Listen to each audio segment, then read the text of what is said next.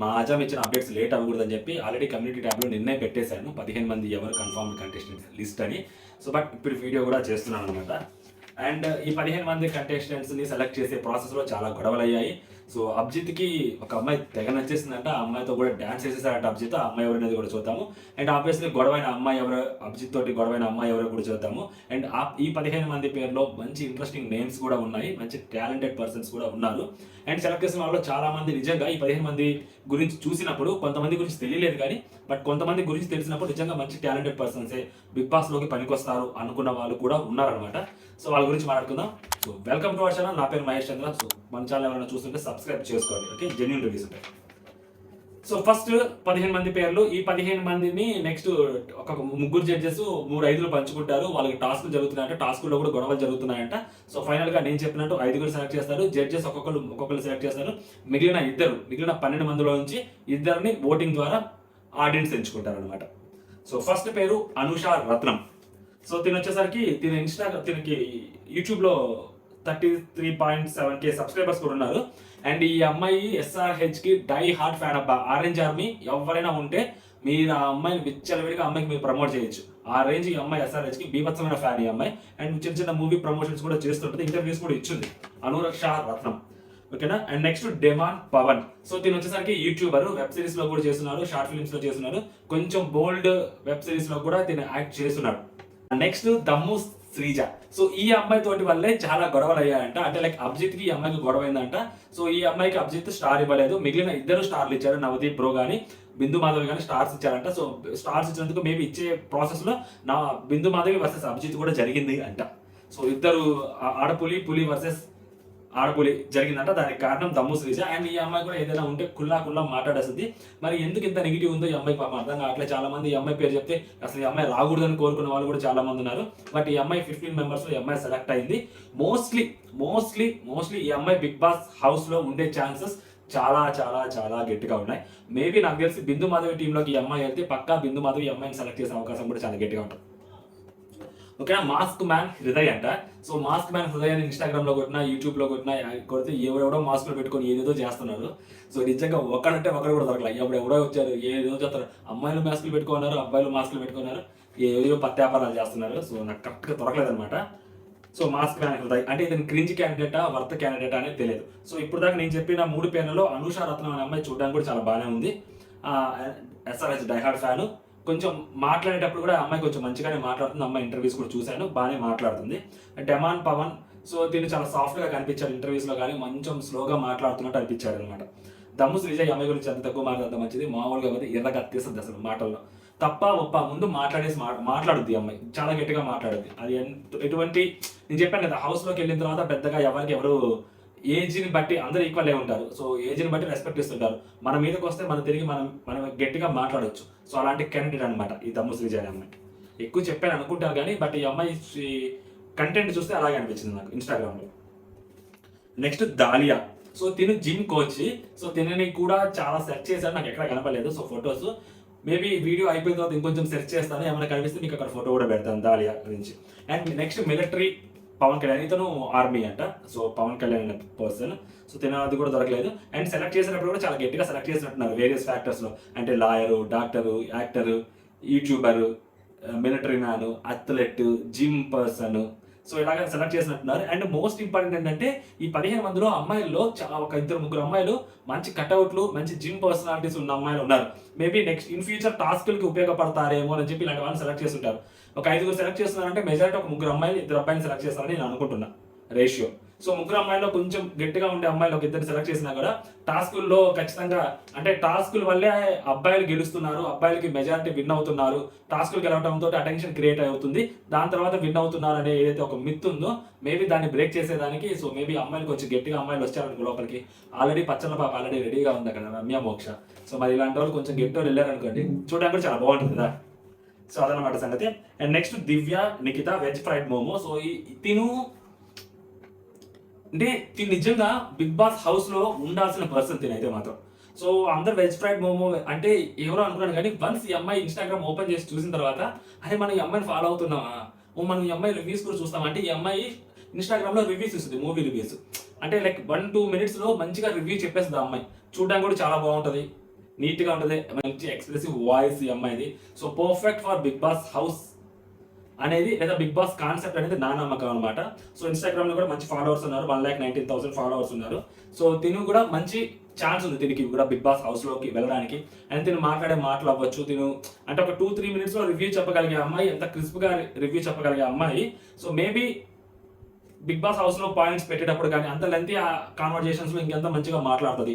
3 గంటల సినిమాని 2 minutes లో చెప్పిన అమ్మాయి అక్కడ జరిగే సిచ్యువేషన్ మంచిగా అనలైజ్ చేయగలుగుతుంది అన్న ఒక నమ్మకం అయితే నాలో ఉందన్నమాట.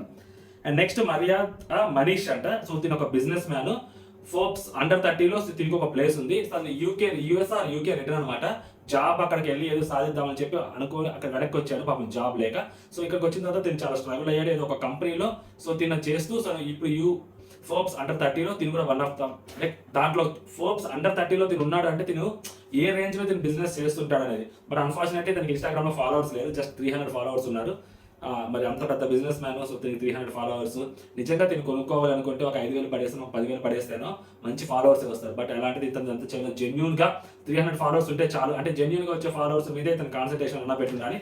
లేదు అనుకుంటే తిను ప్రొఫైల్ ని తిను పబ్లిక్ లో కాకుండా మేబీ తిను కొంచెం ప్రైవేట్ లోనే ఉండాలి. బట్ అగ్ని పరీక్షకి సెలెక్ట్ అయ్యాడు అంటే సో ఇది కొంచెం కాంట్రాస్ట్ అనిపిస్తుంది. ఫోర్బ్స్ అండర్ 30లో వచ్చిన వ్యక్తి బిగ్ బాస్ హౌస్ లోకి రావడానికి ఎందుకు అంత ఇంట్రెస్ట్ చూపిస్తున్నాడు అనేది కొంచెం ఎగ్జైట్మెంట్ కలిగించే విషయం అనమాట. అతను బిగ్ బాస్ హౌస్ లో గెలిచి హౌస్ లోకి అడుగు పెడతాడు, అగ్ని పరీక్షలో గెలిచి హౌస్ లోకి అడుగు పెడుతుంటే తెలుస్తుంది అసలు ఎందుకు రావాలనుకుంటున్నాడు ఇతనని. ఫోర్బ్స్ అండర్ 30లో ఉన్న వ్యక్తి మరి అంత రేంజ్ వెళ్ళిందా బిగ్ బాస్, అసలు మామూలు విషయం కదా. నెక్స్ట్ మిస్ తెలంగాణ కల్కి. ఈ అమ్మాయి మిస్ తెలంగాణ సెకండ్ ప్లేస్ లో వచ్చిందంట. సో ఈ అమ్మాయి యాక్చువల్లీ ఈ అమ్మాయి అభిజిత్ నచ్చిందో లేదా అభిజిత్కి ఈ అమ్మాయి నచ్చిందో తెలియదు కానీ సో ఈ అమ్మాయికి ఇంప్రెసివ్ అయ్యాడంట. సో డాన్స్ కూడా వేసాడంట ఈ అమ్మాయి తోటి అభిజిత్. మిస్ తెలంగాణ కలికి ఈ అమ్మాయి చూడడానికి కూడా చాలా బాగుంటుంది కదా. మిస్ తెలంగాణ కలికి అయితే బోసా డికే మహేష్ బాబు. సో ఇదన్నమాట పరిస్థితి. సారీ మహేష్ బాబు కాదు, మహేష్ చంద్ర, ఎక్స్ట్రీమ్లీ సారీ. అదన్నమాట సంగతి. అండ్ నెక్స్ట్ ప్రసన్న కుమార్, ఈయన బాడీ బిల్డర్. బట్ ఒక కాల్ లేదు ఈయనకి, ఒక కాల్ లేకపోయినా కానీ సో ఈయన ఏదైతే ఆ విల్ పవర్ ఏదైతే ఉంటుందో సో మరి బాడీ బిల్డర్ అంటే చిన్న విషయం కాదు.